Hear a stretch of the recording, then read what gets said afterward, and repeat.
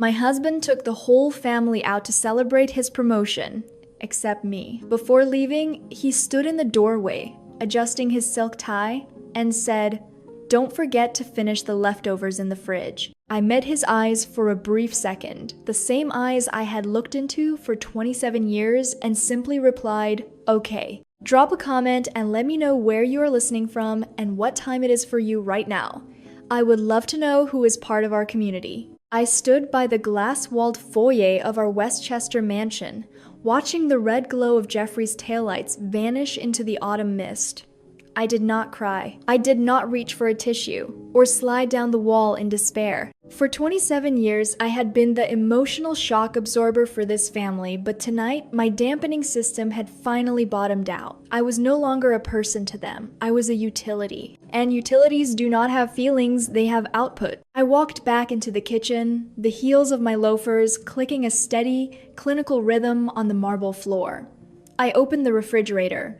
There, it was a plastic container of cold pot roast. Madison had even used a label maker. Mom's leftovers, it read in a neat sans serif font. It was a tiny, adhesive insult, a 30-cent piece of plastic, confirming my status as a tenant in the house I had purchased with my own blood and inheritance. I did not throw it, I did not scream, I simply reached past it, pulled out a bottle of sparkling water, and walked to my mahogany desk in the corner of the great room. I opened my laptop. The screen's blue light felt like a different kind of sunrise, the kind made of facts, numbers, and quiet retribution. Anger was not loud this time. It was an accounting exercise.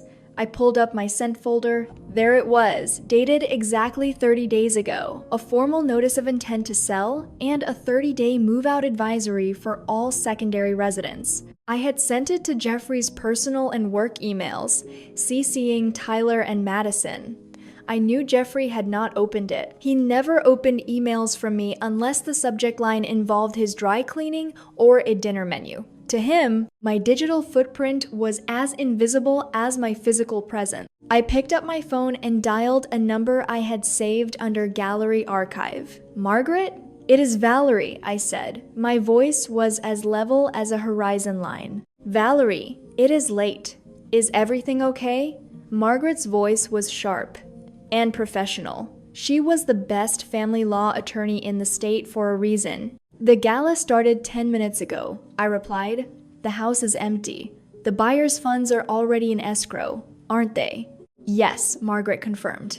"The wire transfer for the full amount is pending your final digital signature. I've negotiated a 72-hour leaseback for the weekend so you can witness the final audit on Monday. But after that, the new owner's security team is authorized to take possession at exactly noon. Legal title has effectively shifted." "Do it," I said. "Activate the closing files. I have already moved the curated collection to the private, climate-controlled storage. The glass house is officially an empty shell." While they were clinking glasses at the gala, a white glove moving crew had already emptied my private suite and library. My entire life was already packed into a climate-controlled unit before the first appetizer was even served. All that remained for me to carry were 2 leather suitcases of essentials. I ended the call and looked at the clock. 11:58 p.m. In 2 minutes, it would be Friday. The day Jeffrey thought he was becoming a partner. The day he would find out he did not even own the chair he sat in. I had been the silent investor in their version of family for far too long. I had subsidized their ego, their social climbs, and their luxury lifestyles with my silence. But they had mistaken my silence for a blank check. And today, the account was officially closed. This was not revenge. It was a long overdue audit. And the balance was 0. For 27 years, I had been the silent architect behind Jeffrey's ascending career. I was not just his wife. As a tenured professor of art history and a high-end curator, I was his primary venture capitalist. My academic standing gave him the intellectual weight he lacked, while my father's inheritance provided the initial seed money for his logistics firm. Every antique rug, every hand-selected sculpture, and every piece of fine art in this Westchester mansion was a result of my eye and my capital. I had spent decades building a stage for him to stand on, believing we were co-authors of a shared legacy. But the architecture of my life began to crumble 6 years ago, the day our son, Tyler, brought Madison home. At first, she was vibrant and deferential. Then, the modernization began. She suggested we update the great room, which meant hauling my custom-made oak furniture to the basement and replacing it with the sterile glass and steel pieces she had seen on Instagram. She moved my curated collection of European pottery to the garage, claiming it felt cluttered. Every small adjustment was a brick removed from the wall of my identity, until I barely recognized the shape of my own life. Most people would ask why I stood by and watched as my history was systematically erased. The truth is, I was caught in the survivor's invisible chain. I lived in a glass mansion with no physical locks, yet I could not find the exit. I had been psychologically conditioned to prioritize the family's external perfection over my own internal suffering. I convinced myself that being the strong one meant absorbing their disrespect without a word. But my silence was not just submission, it was a strategy. I was an observer, using those years of invisibility to quietly accumulate the data and financial leverage I needed for a perfect escape. I was waiting for the market to peak, and for Jeffrey's sense of entitlement to reach its inevitable, blinding heights. Jeffrey grew accustomed to the silent logistics of his comfort. He expected the 5-star meals, the perfectly laundered suits, and the invisible labor that allowed him to focus entirely on his climb to partner. He stopped seeing a partner and started seeing a fixture. Madison's request for help with her social media brand came with less gratitude and more expectation every week. "Valerie, could you handle the laundry?" "I have a filming schedule today," she would say, with that practiced, vacant smile. It was a corporate restructuring where I had been demoted to entry-level staff in my own home. I realized then that our relationship was not a marriage. It was a subscription service with me footing the bill. My compassion had been a luxury they had been overdrafting for years. But as I sat at my desk tonight, I realized I was finally debt-free. This was not a midlife crisis. It was a clinical liquidation. I had spent 6 years gathering the evidence of their neglect, and now the audit was complete. The balance sheet showed they were entirely bankrupt of character, and it was time for me to stop subsidizing their illusion. The silence of the mansion was violated at exactly 2 in the morning.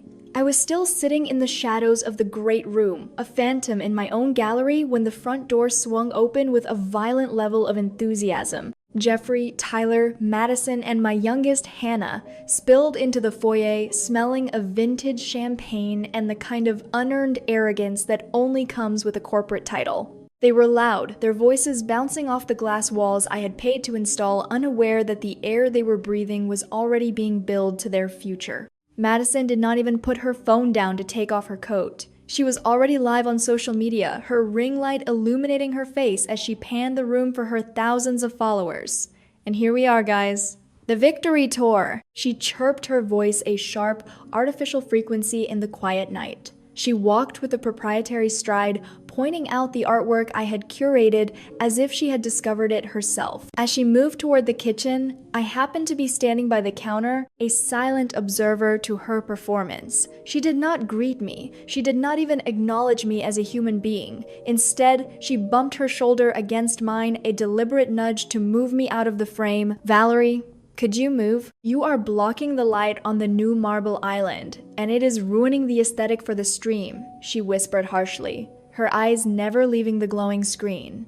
To her, I was just a depreciating asset, a piece of outdated furniture that did not fit her brand's image of a modern, elite lifestyle. I looked at Hannah, my daughter, hoping for a shred of the bond we once shared. But Hannah did not look at me. She was too busy adjusting the drape of Madison's silk dress for the next shot, her laughter echoing Madison's in a perfect, hollow mimicry. She had learned the new family hierarchy well.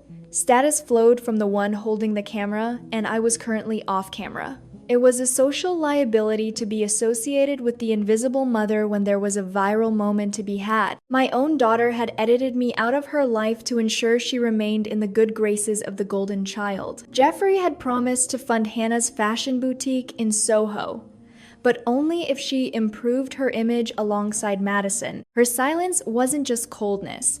It was a business transaction she had chosen over her own mother. She had traded her loyalty for a storefront, betting on a father who was already bankrupt. Jeffrey walked over to the kitchen counter, his face flushed with the heat of his new power. He pulled a folded piece of paper from his suit pocket and slid it across the marble toward me with the casualness of a man tipping a valet. "The private chef at the grill was exceptional," he said, loosening his tie and not once meeting my gaze. He tossed a printout from his private club's portal onto the counter. "That's the tab from the celebration tonight, $7,500. I used the corporate card, but the firm flagged it as a personal expense. Transfer the funds from the joint account to cover it by Monday, and we need the house pristine." I picked up the receipt. The ink was still fresh, much like the insult. I did not remind him that I had not been invited to the dinner I was now being asked to fund. I did not mention that the joint account was largely comprised of my teaching, pension, and family inheritance. Jeffrey lived under the illusion that our marriage was a total merger, but I had been careful. The Westchester mansion and the curated art remained in a strictly separate property trust legal structures he could never touch, even after 27 years of pretending he was the lord of the manor. I just looked at the total. "You need to start being more useful around here, Valerie," he added, his tone taking on a sharp, commanding edge. "You are staying in this mansion for free, essentially. The least you can do is keep the logistics running while Madison focuses on building her brand. Do not make this difficult. We are a successful family now. Try to act like you actually belong in a home of this caliber." I did not blink. I did not argue. I just looked at the $7,500 debt. He thought he was giving me an order. He did not realize he was just finalizing the terms of his own bankruptcy. Monday morning arrived with a silence so thick it felt physical. For 27 years, the smell of fresh coffee had been the heartbeat of this house, a rhythmic assurance that the logistics of our lives were in order. But today, the machine was cold. I sat at the marble island with nothing but a glass of water, watching the clock. Jeffrey emerged from the master suite at 7 a.m., already armored in his tailored suit, his face set in the practiced lines of a man who believed he was now a king among men. He walked into the kitchen, his hand reaching instinctively for a mug that was not there. He stopped, his brow furrowing as he looked at the empty glass carafe. He asked where the coffee was, stating he had a board meeting in an hour. His voice vibrated with the irritation of a customer whose service had been interrupted. I did not move. I did not offer an excuse. I simply looked at him and told him the machine was broken, much like everything else in the room. He let out a huff of disbelief, checked his watch, and stormed toward the garage without another word. He was too consumed by his own reflection to notice that the great room looked different. He did not see that the rarest pieces of my curated collection had already been replaced by high-quality replicas. He did not notice the faint smell of burnt toast and old silence that had begun to settle over the glass mansion. To him, the house was just a backdrop for his ego. He could not imagine a world where the stage beneath his feet was being dismantled in real time. He was still operating on the assumption that my labor and my assets were permanent fixtures of his environment. An hour later, I was in a glass-walled office downtown, sitting across from Margaret. The atmosphere was clinical, stripped of the domestic pretenses that had suffocated me for 6 years. Margaret slid a tablet across the desk toward me. She confirmed the closing on the Westchester property was officially recorded. The wire transfer for the equity was complete. Every cent of my inheritance and the proceeds from the art sale had been moved into the private trust. Jeffrey had no access. He was currently an unauthorized guest in a house he no longer owned. I looked at the confirmation screen. $1,500,000 in liquidity, secured and protected. The house had been sold to a holding company controlled by Jeffrey's biggest corporate rival, a man he had spent the last decade trying to outmaneuver. The irony was a cold, refreshing draft of air. Jeffrey thought he was hosting an executive brunch for the board on Sunday to celebrate his new status. He did not realize he would be attempting to host it in a home owned by the one person he hated most in the business world. Margaret informed me the moving trucks were scheduled for tomorrow at noon. The timing was precise. By the time he realized the ground had shifted, the locks would already be changed. This was not just a divorce. This was a total asset repossession. I stood up, feeling a strange lightness in my limbs. Jeffrey was still at his office, basking in the hollow congratulations of his peers, playing the role of the successful partner. He was a ghost, haunting a life that had already been liquidated. The audit was finished. Now it was time for the execution. Margaret did not smile, but her eyes held a predatory sharpness as she pulled up a new file on the large monitor. This was the moment where the accounting became lethal. Jeffrey had always assumed that my father's legacy was his to play with a pool of capital he could dive into whenever his ambition got thirsty. He had used exactly $1,500,000 from my father's private trust to fund his partnership buy-in. He viewed it as a natural resource, an inheritance he had effectively married into. He was so confident in his entitlement that he never bothered to read the fine print. But my father was a man who understood that wealth without character is just a well-dressed void. He had embedded a moral conduct clause into the foundation of that trust. It was a failsafe, a requirement that the funds remain active only if the beneficiary, Jeffrey, maintained the public dignity and respectful treatment of his spouse. In the world of high-stakes finance, this public disrepute clause acted as a kill switch. The moment Madison's livestream broadcasted his blatant disrespect to a global audience, the Trust's Oversight Committee saw him not as a partner, but as a brand liability. They didn't need a court order, they just needed to protect the family's assets from a man who had become a public risk. The clause was designed to protect me from the very erasure I had endured for the last 6 years. The beauty of the situation was that I did not have to provide a single witness statement. Madison had provided the evidence herself. Her victory tour livestream from the gala preserved in high definition for her thousands of followers was the smoking gun. In the video, Jeffrey does not just exclude me, he humiliates me. He stands in our home and treats me like a trespasser, a servant to be managed, rather than a partner to be honored. The footage of him telling me to eat leftovers while he adjusted his silk tie for a celebration I was not allowed to attend was a textbook violation of the Trust's moral standing requirements. Margaret informed me that the Trust's Oversight Committee had already viewed the archive stream. They did not see a successful regional director or a visionary partner. They saw a liability. They saw a man who had breached the ethical contract attached to the capital he was using. The kill shot was initiated at 9:15 this morning. The committee issued an immediate reversion of the $1,500,000. Jeffrey was currently at his office, likely leaning back in his leather chair and discussing quarterly projections with the senior board. He did not know that his corporate liquidity had just evaporated. Without that buy-in, his partnership is not just revoked, it is a financial fraud. He has effectively used funds. He no longer has a right to turning his biggest professional milestone into a potential criminal investigation. I watched the digital confirmation flicker on Margaret's screen. Reversion complete. The $1,500,000 was back in my private trust, under my sole control. For years, Jeffrey had treated my compassion like a line of credit he did not have to repay. He thought he had edited me out of the story, but he forgot that I was the one who owned the ink. This was not a breakdown of our marriage. It was a total asset repossession of his identity. He had built his throne on my father's money and my silent labor.